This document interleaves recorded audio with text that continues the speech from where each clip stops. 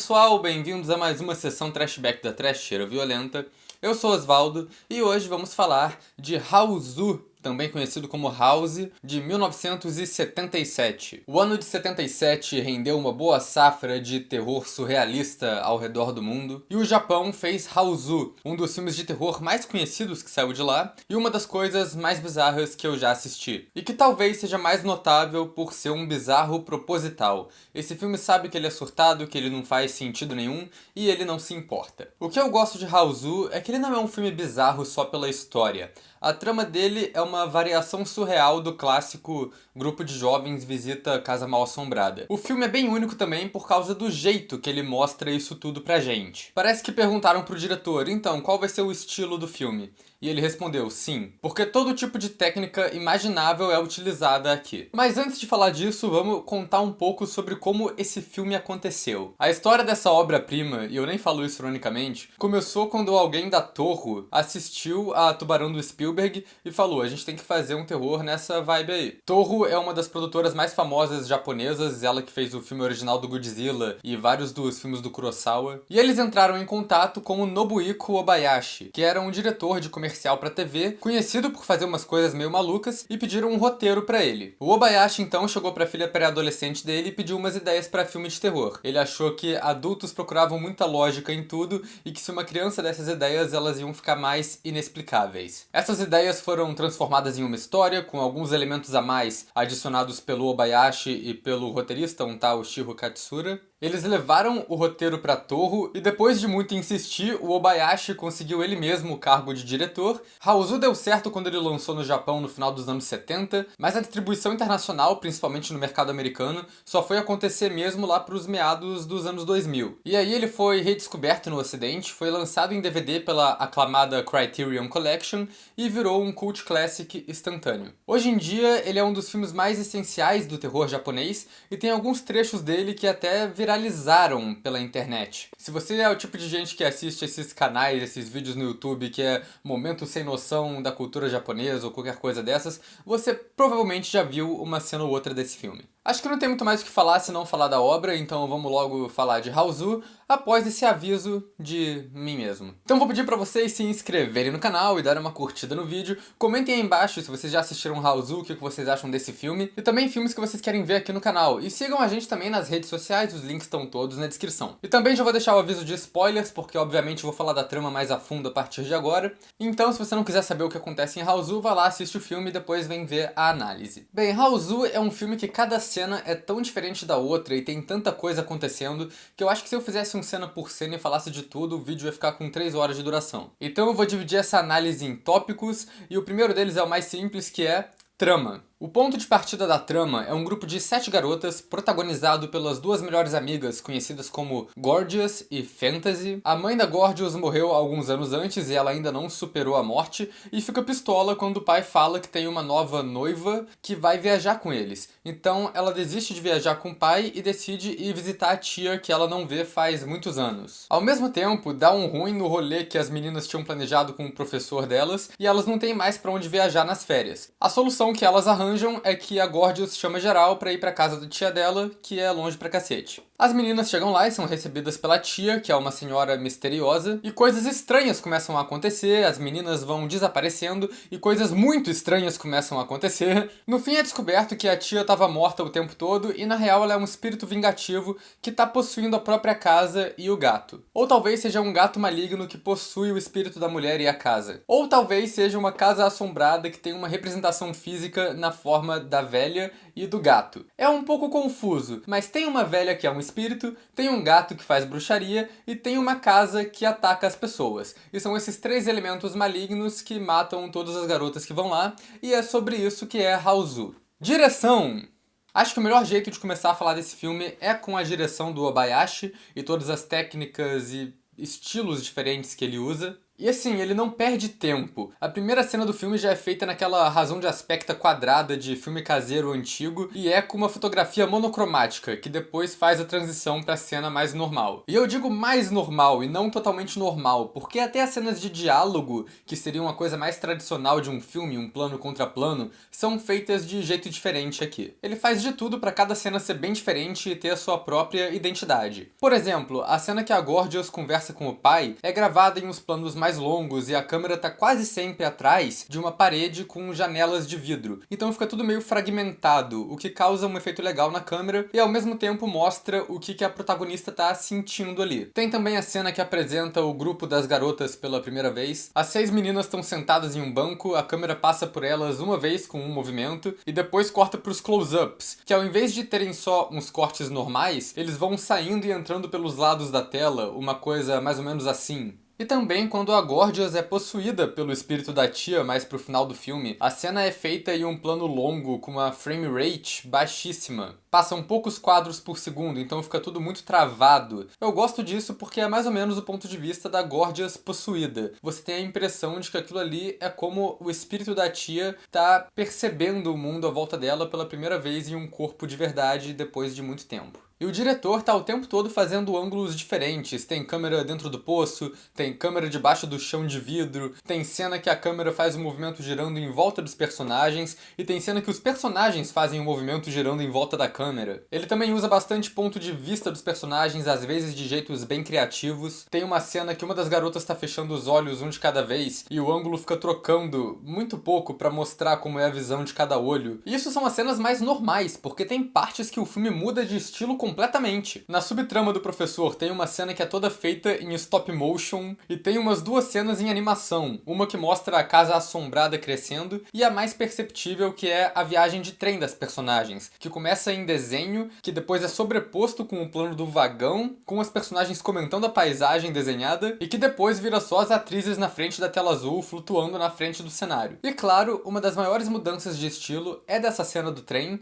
quando a Gorgias conta a história de vida da tia dela. O que acontece é que o filme mostra essa história pra gente como se fosse um filme mudo, completo com fotografia monocromática que muda de cor em cenas diferentes do flashback, os movimentos dos personagens são mais acelerados e entram também as cartelas de texto com as falas dos personagens. É um recurso estilístico diferente pra falar de uma época diferente, mas não para por aí. Também tem muita metalinguagem na cena, porque as personagens estão assistindo esse filme mudo que a gente tá assistindo também e estão falando por cima, como se fossem os comentários do diretor ou alguma coisa assim. Elas comentam quando o filme queima e comentam a aparência das pessoas, elas discutem entre si no meio. Enfim, é bem criativo, eu achei esperto e é bem estranho também. E é engraçado que o flashback começa com as meninas em um trem e quando acaba elas estão agora em um ônibus. E eu de verdade não sei se eles fizeram isso pra quebrar a continuidade de propósito e deixar esquisito, ou se é pra mostrar que o lugar é tão distante que elas tiveram que pegar o metrô e o BRT. Ou se é só pra mostrar como elas estão entrando em um território surreal controlado pela bruxaria da Casa Mal-Assombrada. Tanto que o ônibus que elas pegam tem um gato branco desenhado do lado, que é igual o gato que faz bruxaria. E provavelmente são esses 3 motivos ao mesmo tempo, eu não acho que um nega o outro. E o filme brinca um pouco com o gênero também. Ele é um terror na maior parte, tem cenas muito boas de terror inclusive, mas ele também tem cenas com movimentos coreografados com a trilha, meio estilo musical, e também tem muitos elementos de comédia. Eu acho que um dos que eu mais gosto é como ele tem muitos detalhezinhos, ou no canto do plano ou no fundo, que às vezes você nem percebe, mas que dão um efeito meio cômico pro filme. A Casa Assombrada tem objetos se movendo no cenário às vezes.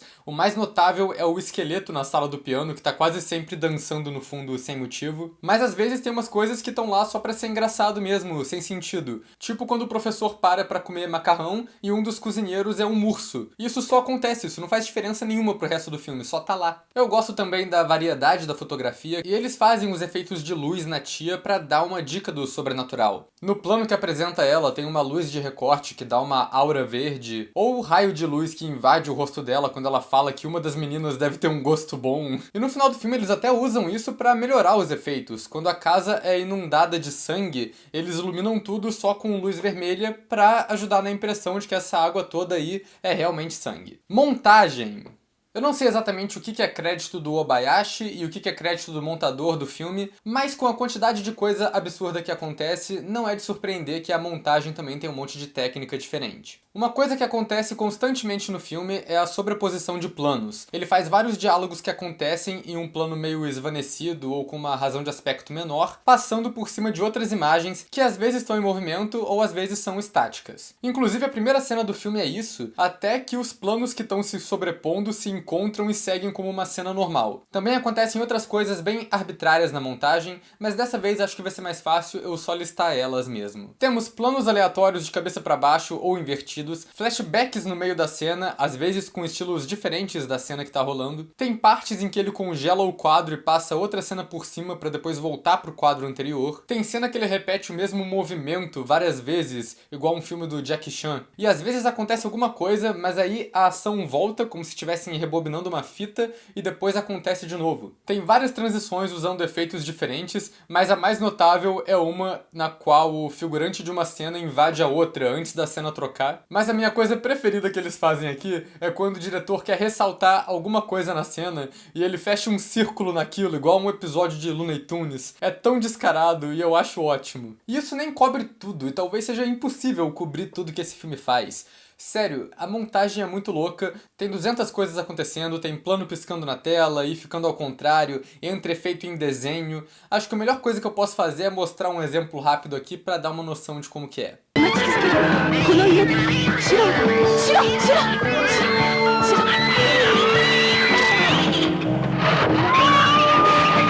Personagens. O que eu acho mais genial desse filme são as personagens. Tem o grupo principal das 7 garotas, que tem 2 apresentações no filme. A primeira eu já mencionei, a segunda é quando elas estão chegando na casa e tem um close-up de cada uma e ainda entra uma cartela que mostra o nome delas. Como já deu pra perceber com os nomes que eu mencionei, elas não têm nomes muito comuns, isso porque cada uma delas é conhecida somente por um apelido que também descreve a personalidade dela no filme. A Gorgeous é a principal, pelo menos no começo do filme. O apelido dela significa linda e ela fica o tempo todo se maquiando e se olhando no espelho. Fica implícito que ela é possuída e vira o novo veículo pro espírito da tia no final do filme. A Fantasy, de fantasia, é a mais imaginativa das 7, que vive no mundo da fantasia, podemos dizer. Tem até uma cena na metade do filme que ela fica imaginando o professor chegando num cavalo branco pra resgatar ela e eles vão embora enquanto chegam os créditos finais. Mas por causa disso, ela acaba sendo a única que percebe os elementos sobrenaturais no começo da trama e é uma das principais do filme, apesar dela não fazer muita coisa na história. Tem a Melody, de melodia, que é a menina que toca violão e piano, e essa é a caracterização dela. A Prof, a abreviação de professor mesmo, é a menina inteligente que usa óculos e tá quase sempre com um livro na mão. Tem a Kung Fu, que luta Kung Fu. É isso que ela faz, ela chuta as coisas. É a melhor personagem do filme. Tem umas cenas que ela luta com uns pedaços de madeira flutuante e depois age como se nada tivesse acontecido. Tem a Sweet, de doce, que é a menina mais simpática, que tá sempre elogiando as outras e que se candidata pra limpar a casa da tia. E a última é a Mac,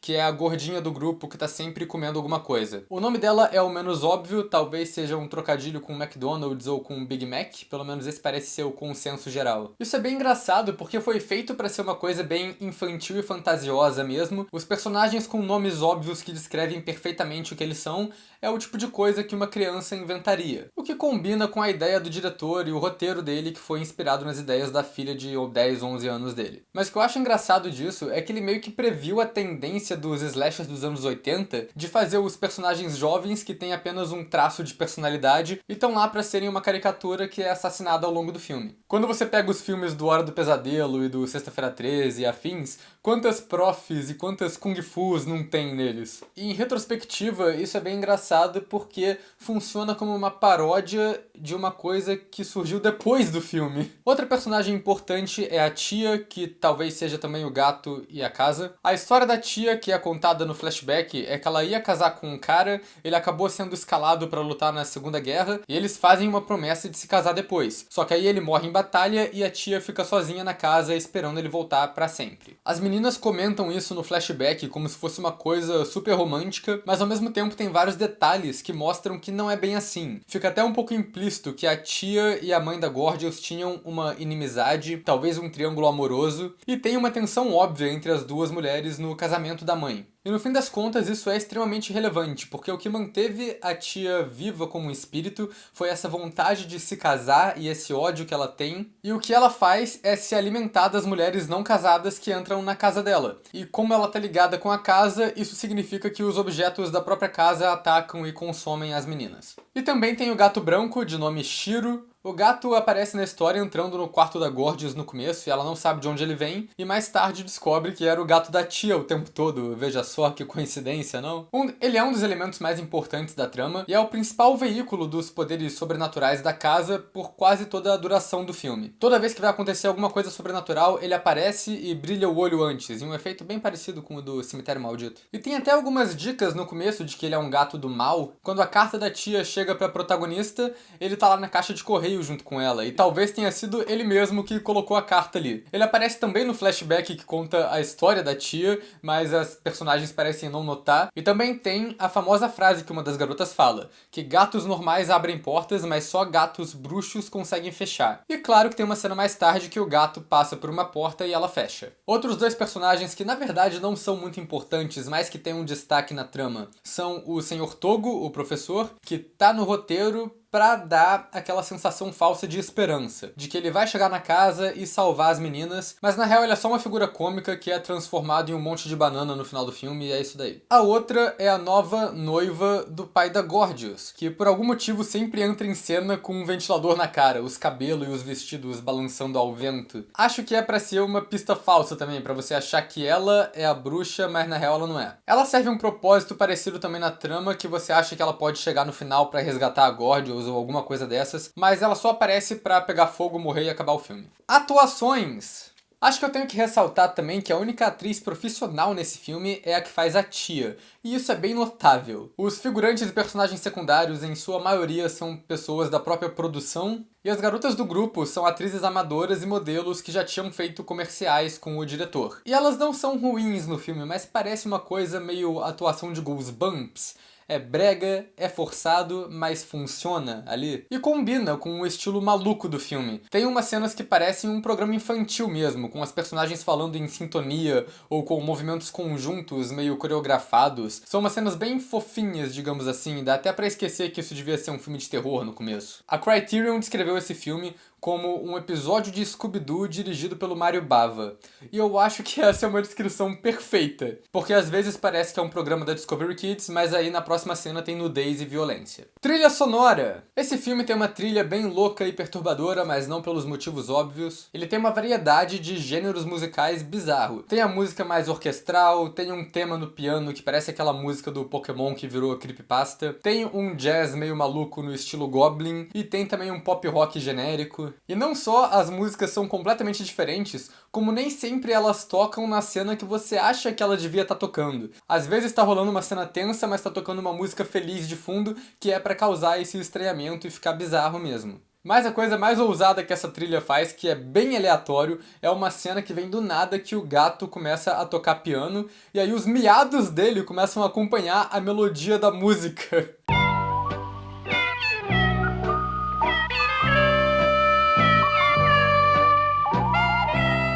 Roteiro!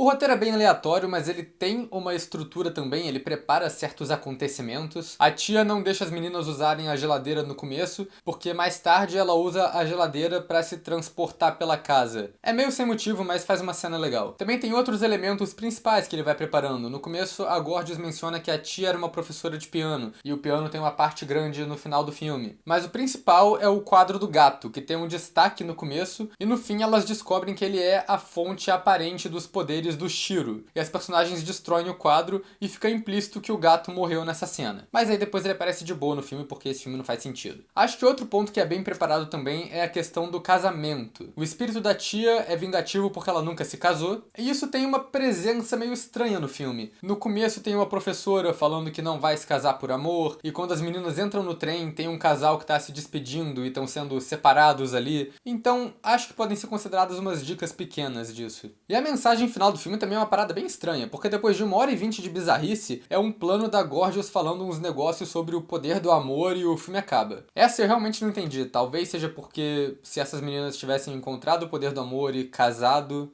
a tia não teria matado elas? Então, amor, yay! Mas o roteiro é muito bom em criar cenas de terror também. E pra isso eu vou voltar na minha comparação com os filmes slashers. Esses filmes de terror dos anos 80, principalmente o Hora do Pesadelo, tem o assassino que usa as características marcantes de cada personagem como um modo irônico de matar ele. E, de novo, é exatamente isso que acontece em Hausu. A Casa Assombrada mata quase todas as garotas de um jeito irônico. A Melody morre enquanto toca piano, e a Mac morre quando vai buscar comida, e por aí vai. E daí saem umas cenas de terror muito boas. Algumas são mais diretas, tipo a Gorgeous enxergando reflexos bizarros dela e na tia no espelho, e aí o espelho quebra e começa a pingar sangue antes dela ser possuída. E tem a cena que as meninas encontram o corpo da Sweet dentro de um relógio com as engrenagens sangrando. E tem outras cenas que são mais cômicas, mas que também não deixam de ser perturbadoras. É uma mistura meio bizarra dos dois. Tipo a menina que morre sendo atacada por colchões e talvez tenha sido transformada em uma boneca. E tem também a cabeça decapitada que grita, flutua e morde a bunda de uma das personagens. Essa última, que é a morte da Mac, chega a ser mais perturbadora ainda porque é implícito que ela foi transfigurada na melancia que tá todo mundo comendo ali. E eu gosto também como as personagens acham o diário da tia, que geralmente seria o que tem a resposta de como derrotar o fantasma pra resolver o filme. Mas o diário não tem porra nenhuma e não ajuda em nada. O que elas descobrem no final, elas descobrem porque a cabeça gigante da Gorgeous e uns lábios flutuantes aparecem pra contar pra elas antes de matar todo mundo. Design! Esse filme tem um design muito bom e eu acho que o mais notável logo de cara são as pinturas que eles usam como fundo, desde a casa da Gorgeous até a vista da casa da tia e todo o trajeto que as personagens fazem pra chegar lá. É tudo feito com os fundos que são bem obviamente pinturas, mas que dão um ar bem fantasioso que é muito bom pra história. E eu acho legal como alguns deles conversam com outros itens do design. Quando elas descem do ônibus, elas estão na frente de um outdoor e o outdoor é um desenho perfeito do cenário de onde elas estão. Até as nuvens são iguais. Mas acho que o grande destaque no design pra mim é a ambientação da casa da velha. E a sua relação com a tia também, que quando elas se alimentam dos personagens, as duas vão rejuvenescendo. A casa vai ficando mais arrumada e a tia vai ficando com uma aparência melhor. E também tem as várias imagens e formas de gato dentro da casa, em vários dos cômodos, o que ajuda a solidificar a relação entre esses três elementos que são os principais antagonistas dessa história. E agora vamos para o último tópico, que é efeitos. Ele tem os efeitos práticos mais classicões, os objetos flutuando com os fios de nylon e as portas e janela da casa se fechando sozinha, pedaço de corpo que são os manequins óbvios, todos os jatos de sangue que saem de lugares aleatórios no ato final. Mas onde esse filme se destaca mesmo é no uso bem peculiar dele de tela verde. Mas na época era tela azul ainda. Tem os usos mais tradicionais sim, tipo o plano que aparece a mansão pela primeira vez. A imagem da casa é inserida com uma tela azul bem óbvia, e dá até pra ver o azul da tela bem forte. Mas é aquilo, é bem claro que o efeito é falho de propósito, porque as cenas que vêm antes e depois têm fundos pintados que se misturam perfeitamente com o cenário. E não é coincidência que esse efeito é só usado nesse plano que mostra a casa. Acho que ele foi feito assim pra mostrar como o lugar tem uma aura sobrenatural, porque fica literalmente parecendo uma aura na paisagem essa borda de tela azul. Mas a parada começa a ficar estranha mesmo é nas cenas de morte das meninas. Principalmente quando a Melody é atacada pelo piano e quando a Kung Fu é engolida pela lâmpada da casa, que vira uma bizarrice de um monte de parte de corpo flutuante na frente da tela azul e um monte de coisa se mexendo. Acho que são os momentos mais bizarros do filme. Quer dizer, a menina é engolida por uma lâmpada enquanto vai atacar um quadro malvado, mas as pernas dela conseguem escapar e terminam de dar a voadora na parede pra depois irem pulando pra dentro de uma gaveta. É isso aí que acontece, gente. Eu adoro esse filme. E no fim das contas, todos esses efeitos de tela azul e de desenhos aleatórios são zoados, mas são zoados de propósito, porque o objetivo do diretor era fazer com que esses efeitos parecessem ter sido feitos por uma criança. Não sei se ele conseguiu fazer isso, mas o que ele conseguiu foi dar uma personalidade bem única pro visual desse filme. E é isso que é Hausu. Não sei se esse vídeo fez 100% de sentido, mas hey, olha esse filme. Mas na real eu adoro isso. Esse filme não faz sentido nenhum e ele é o que ele é. Não adianta tentar procurar uma lógica do que era o vilão, o que aconteceu, ele foi derrotado, o que fazia o que naquela trama, porque acho que esse era o objetivo final do Obayashi mesmo. Por isso que ele consultou a filha dele. Ele queria fazer uma história de assombração que fosse ilógica e que não pudesse ser explicada. E cara, esse é um filme que eu considero um verdadeiro clássico do terror. Não existe filme igual a Hausu. Ele é uma das coisas mais estranhas que eu já vi e eu adoro, mas ao mesmo tempo eu sei que ele não é um filme filme pra todo mundo. Eu entendo perfeitamente alguém amar esse filme, do mesmo jeito que eu entendo perfeitamente alguém odiar esse filme, e talvez até alguém amar e odiar esse filme ao mesmo tempo, tá liberado. É esse tipo de filme. E a minha recomendação, cara, é que assistam, no mínimo vai ser uma experiência bem bizarra e diferente pra vocês. Eu acho que além de assistir, todo mundo devia fazer também seus amigos desavisados assistirem a esse filme. Pega, junta todo mundo, fala que vai assistir um filme legal, mete Hausu e vê a reação da galera. Deve ser uma experiência ótima. Então é isso daí, gente. Assistam esse filme, ele é maravilhoso, é muito surtado, não faz sentido nenhum e eu adoro. E é isso. Até a próxima.